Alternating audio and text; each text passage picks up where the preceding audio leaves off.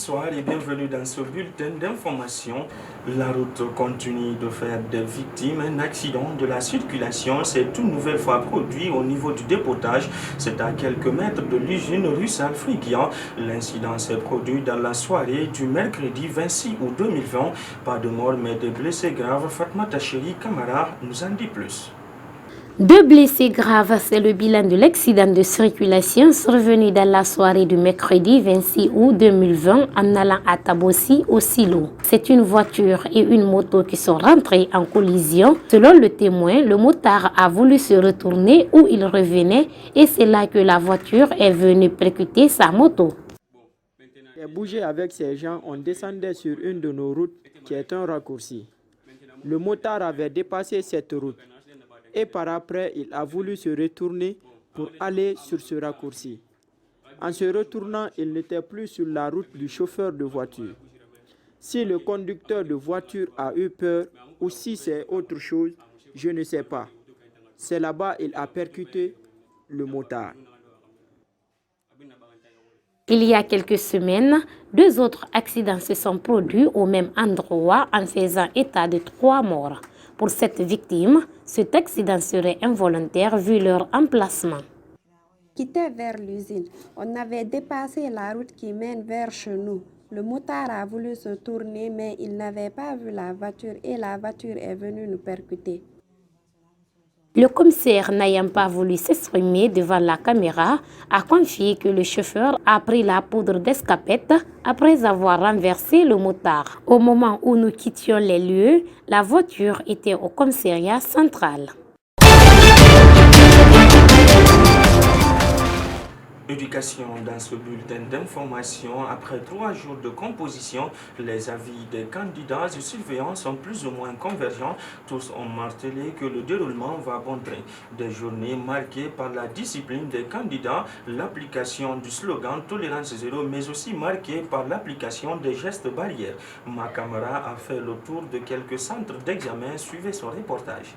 On remercie le bon Dieu de nous avoir aidés là où nous sommes aujourd'hui, comme ça va mieux quand même. Et Inch'Allah, ça ira.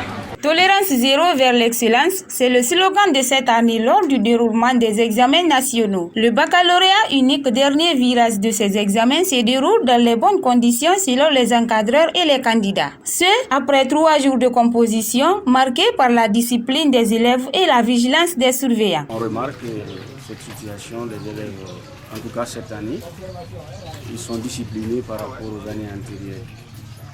Mais je pense que ça dépend de la moralisation de l'examen. Ils ont été beaucoup conseillés par rapport à ça.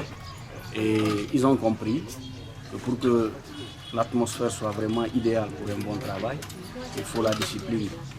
Et j'espère que ça va porter fruit. Malgré la vigilance des encadreurs et l'application du slogan Tolérance zéro, plusieurs candidats apprécient la rigueur imposée. Pour eux, cela va leur permettre de renforcer davantage leur capacité intellectuelle. Cette année est vraiment difficile, mais ce n'est pas grave, ça rentre dans notre formation.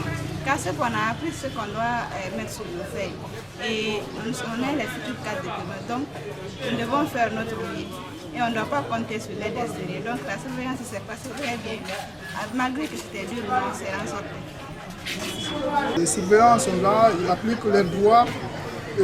Quand même, ils nous autorisent de rester en soi et de concentrer et de ne pas faire le bruit et rester calme, et chacun pour soi et de tout soi.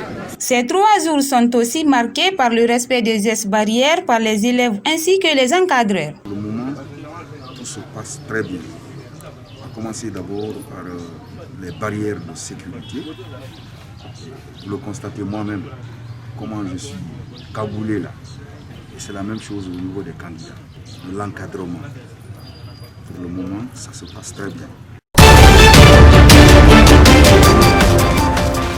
Dans le reste de l'actualité, en bref, politique, à présent, comme prévu, le verdict du procès du responsable des mobilisations et des antennes du Front National pour la défense de la Constitution, Oumar Sylla Fonike Mengue, a été rendu ce jeudi au tribunal de première instance de Dixine.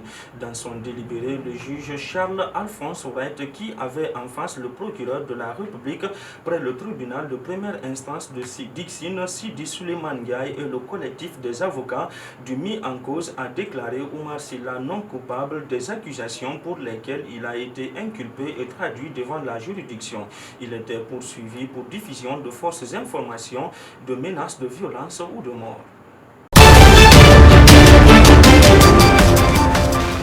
Politique également dans ce bulletin d'information, dans un mémorandum adressé au président de la République, la jeunesse de la communauté Konya interpelle le chef de l'État sur les risques d'embrassement du tissu social en région forestière après celui du mois de mars dernier lors du double scrutin.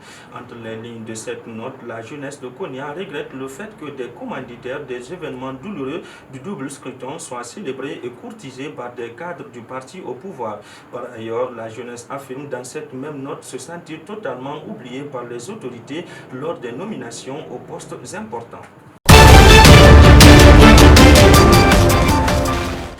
Dans le reste de l'actualité, en bref, en dehors de nos frontières, au Mali, l'ex-président Ibrahima Boubacar Keïta a été remis à liberté dans la nuit de mercredi à jeudi par la junte militaire.